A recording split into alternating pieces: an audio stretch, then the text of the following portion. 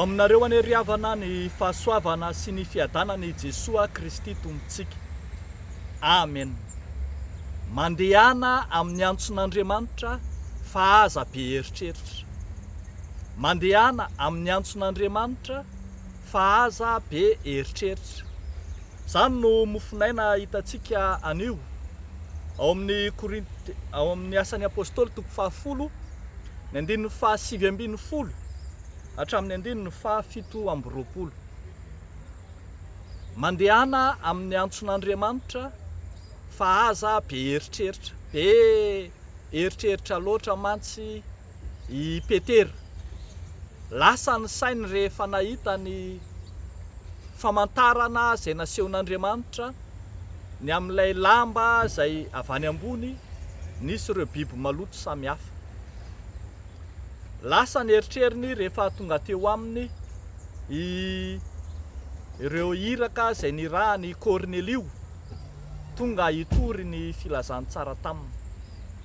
Lasa ny eritreriny rehefa nirahana hitory any amin'ny olona tsy madio, any amin'ny jentilisa izy. Lasa ny eritreriny satria maro loatra ny nampisalasala azy. Mazava ane ry fanriavana any amin'ny andininy 1 amin'ity toko ity dia efa hitantsika mazava tsara fa tena natsoan'Andriamanitra izy. Eo amin'ny andininy 1 dia manomboka any amin'ny andininy 1 raha mamaky isika dia mahita fa misy Simona anankiroa ao an-trano.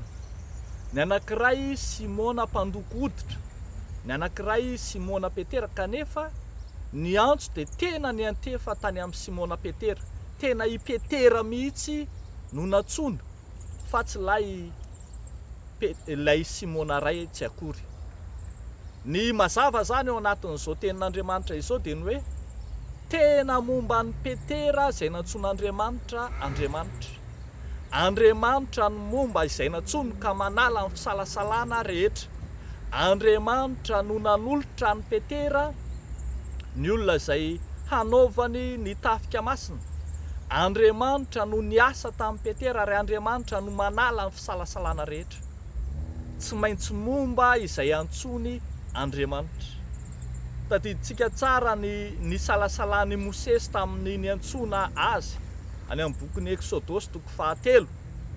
Kanefa na be aza ny fisalasalana dia asehon'Andriamanitra fa momba azy izy.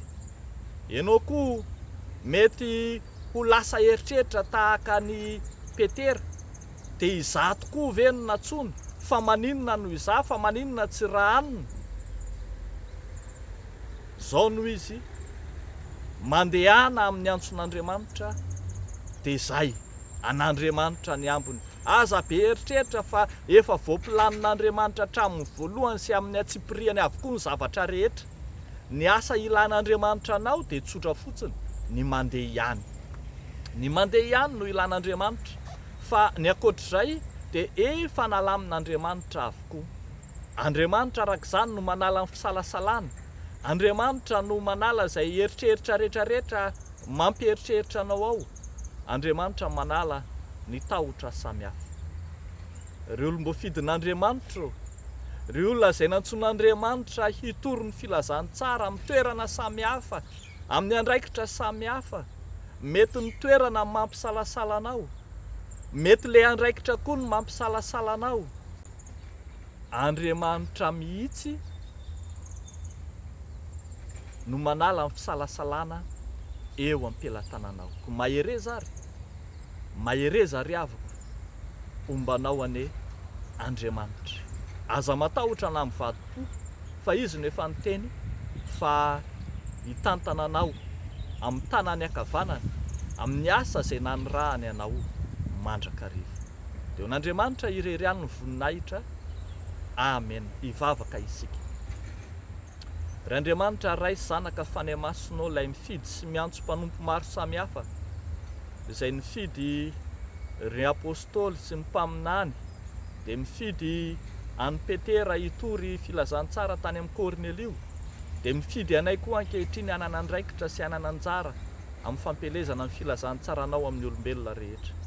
misaotra anao zay ny antso anay, fa misaotra anao koa momba anay sahady, mialoha lalana anay amin'ny asa anao rehetra, andeha tsy ampisalasalana izahay satria fantatray fa momba anay ianao.